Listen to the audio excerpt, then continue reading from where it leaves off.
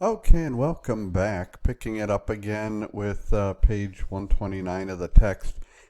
Kate's blog. So, Kate went to a party with her friend who happened to be a member of the Whig Party. For those of you that don't recall, and frankly, most of us won't, the Whig Party was founded by Henry Clay. He was appointed Secretary of State by John Quincy Adams when Adams was president, March of 1825. Clay continued in that role for about 4 years, and he was known as the Great Pacificator. And he had major contributions to domestic policy and economic development. Well, he and a number of others started the Whig Party, and in the middle of the 19th century. It was about the same size as the Democrat Party at the time, and so it really became a two-party system, the Whigs and the Democrats, right? And it would go on for decades in this two-party system. And other people that were part of it, Daniel Webster, name might be familiar, William Seward, etc. Okay, so anyhow, he puts on a T-shirt, Jerry does, at his birthday party as a gag, right? And Kate takes a picture of it and publishes it on her blog because she's very popular and she loves to blog, right? So we want to look at her actions now in IT through the perspective of those ethical philosophies, right? So you recall Kantian analysis, right? Really, in the bottom line here, Kate didn't respect Jerry's autonomy. She treated him as a means to her end and not as the end, as a rational being itself. So therefore, her action would be considered wrong by Kantian analysis. Now, by social contract theory, Jerry had a legitimate expectation that this gag would not be broadcast, right? And so Kate violated Jerry's right to privacy. So again, I think by social contract theory, she would be wrong. By act utilitarian analysis, we need to determine the positive and negative consequences of Kate's action. So in the short term, for both Kate and Jerry, they were positive, right? Hey, popular, known. In the long term, the consequences can be difficult to determine. And so an important part of utilitarian analysis is looking at the certainty of each consequence. And we include that her action, not based on the long term, but definitely based on the short term, was a good outcome. Rule utilitarian analysis. Here, unfortunately, the negative consequences seem to be more weighty than the positive, and we include that Kate's actions were wrong. And by virtue ethics analysis, Kate's actions at several points in the story did not seem to be the characteristics of a good friend, right? So in the end, for the 5 analyses, Kate was wrong by this approach to ethics.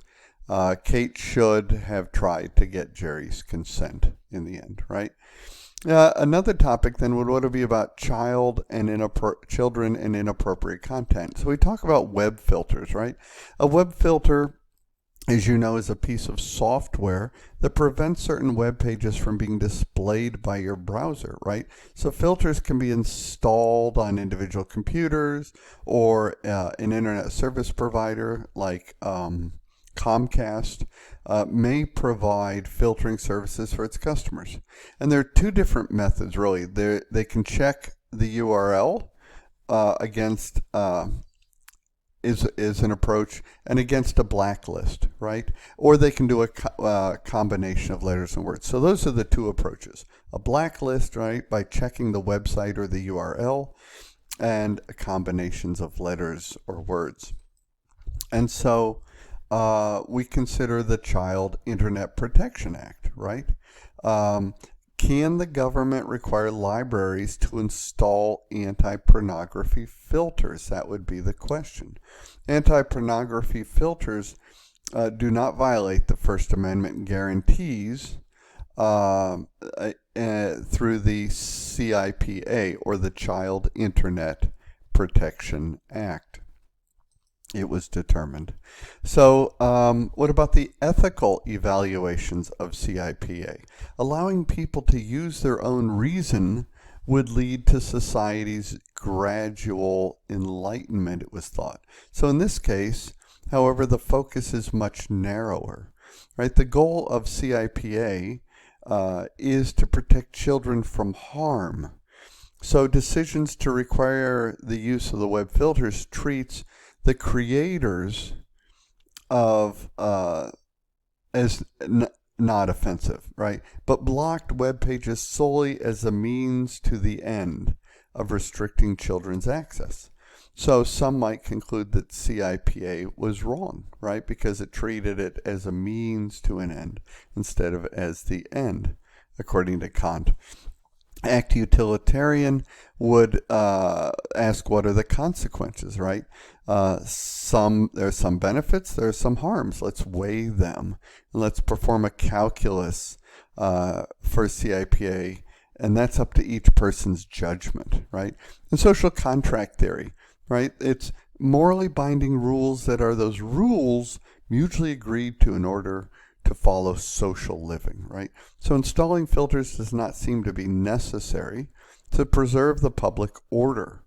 And so the issue is outside of the social contract. And freedom of conscience should be given, according to social contract theory. Another topic would be sexting. Sexting refers to sending sexually suggestive text messages or emails containing nude or nearly nude photos. There's widespread sentiment that child pornography laws should not be used to prosecute teenagers who are caught sexting. Okay, another topic would be breaking trust, like identity theft. Identity theft is the misuse of another person's identity, such as your name, your social security number, your driver's license, or credit card numbers, or bank account numbers. So to take actions permitted normally by just the owner. And so we're looking for information in the garbage cans. It's called dumpster diving or recycling bins, perhaps. Shoulder surfing is another term that comes up. Looking over somebody's shoulder as they fill out a form.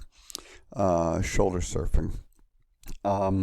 Waiters or store clerks can match each legal swipe through the cash register with an illegal swipe through a skimmer, right? That's a small battery-powered credit card reader, right? So always careful with a skimmer, right? It's one reason you don't give your debit card to the waiter or waitress, right?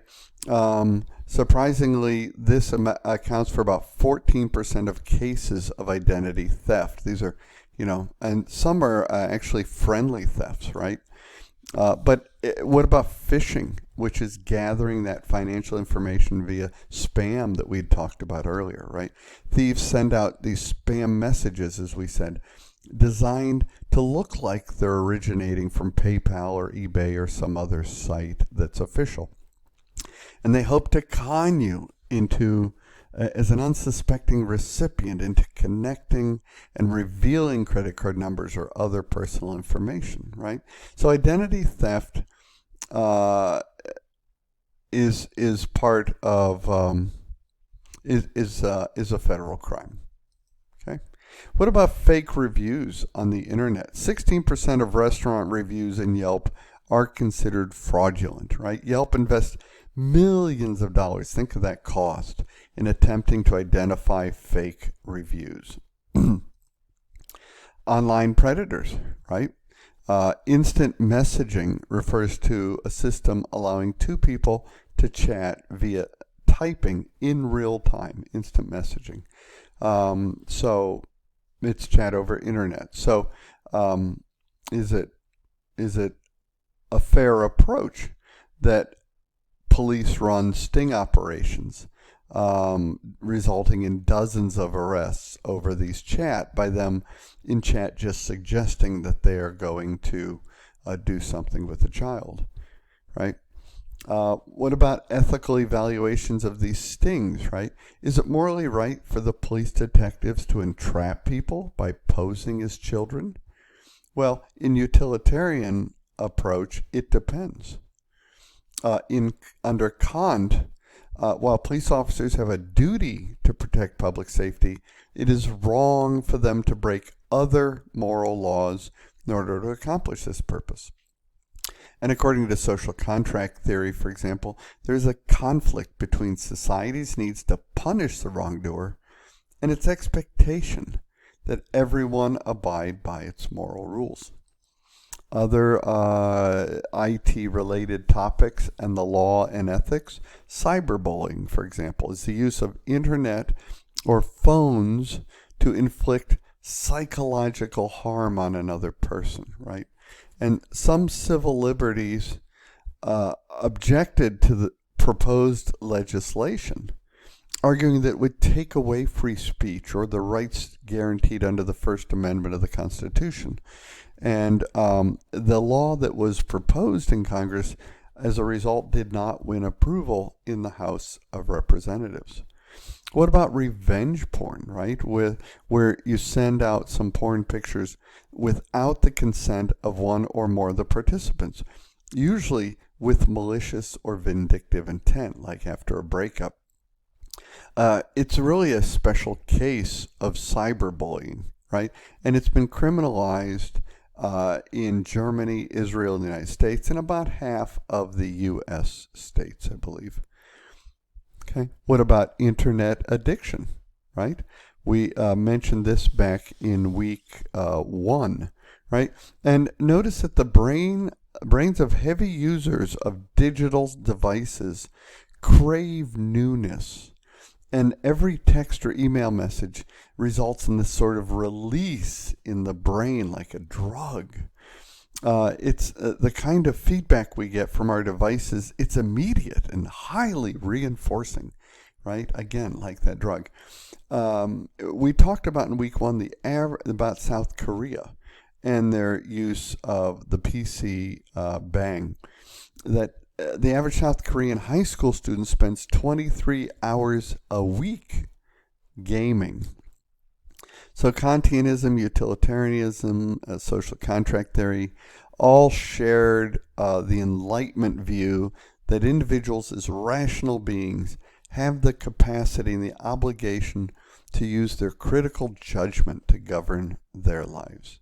And here's a picture of South Koreans in a PC bang, right? Living large, knocking it out. Okay, that's all I have for Chapter 3. That, I think, is pretty good stuff, really exciting. I am looking forward to continuing the discussions. Next will be intellectual property. We'll see you next week for that, and I'll see you online. Call me, write me, and I look forward to talking to you.